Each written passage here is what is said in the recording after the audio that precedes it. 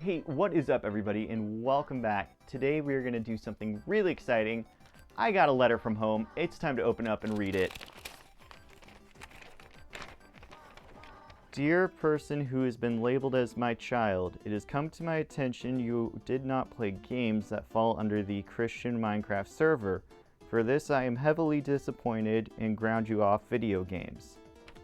That's not fair. If I can't play video games, what else am I supposed to do with the TV? The Super Mario Bros. Super Show. Now this is a show that starred Captain Lou Albano, the WWE Hall of Famer, as Mario, and Danny Wells as Luigi. The show would always start off with these live-action skits that were very reminiscent of something like Abbott and Costello or the Three Stooges. Honestly, they are a joy for me to watch, so let's dive in and take a look at a special Halloween-themed episode today. In today's episode, Mario and Luigi... What the fuck is that? Yeah, so it starts out with this nightmare feel, and Mario talking about how his life is so dull. Now, I guess when you're taking down Bowser from week to week, saving Princess Peach, sure, this might not be the most exciting thing to happen to you. But Mario, my dude, this is not dull. My last night of eating a full frozen pizza by myself while staring at the wall, that is dull. This popping out of your floorboards is not dull. But it turns out this monstrosity has a name, Ratagator. I guess he periodically would pop up through the episodes, and I think I know who our next Smash Bros. Character is gonna be.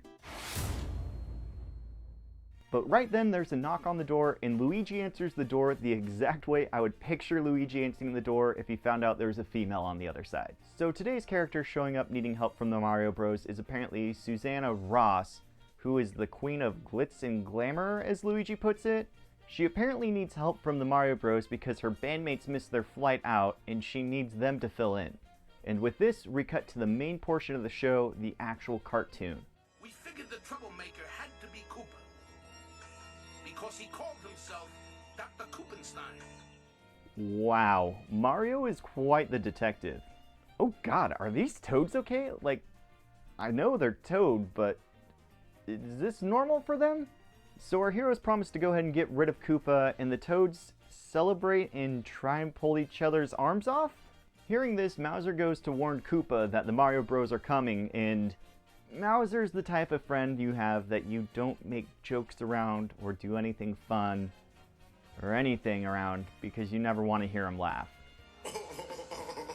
So the Mario Bros. Set off with a foolproof plan how to get into the castle. Hey! Open up! We've come to fix the plumbing! That was smart!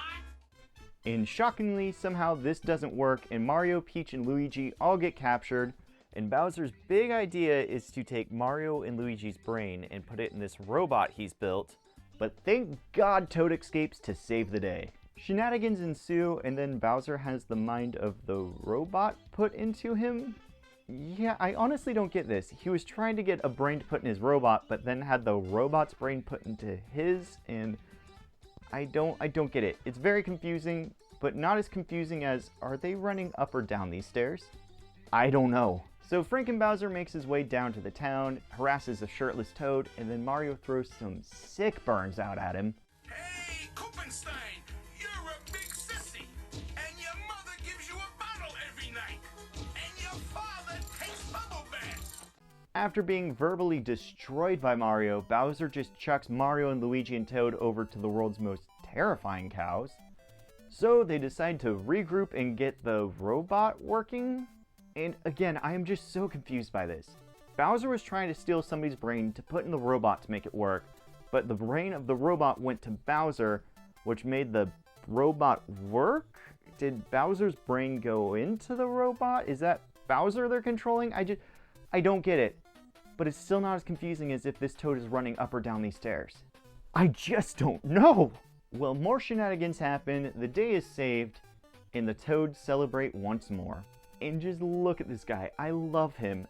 The next time we get Toad as a playable character, can it please be him?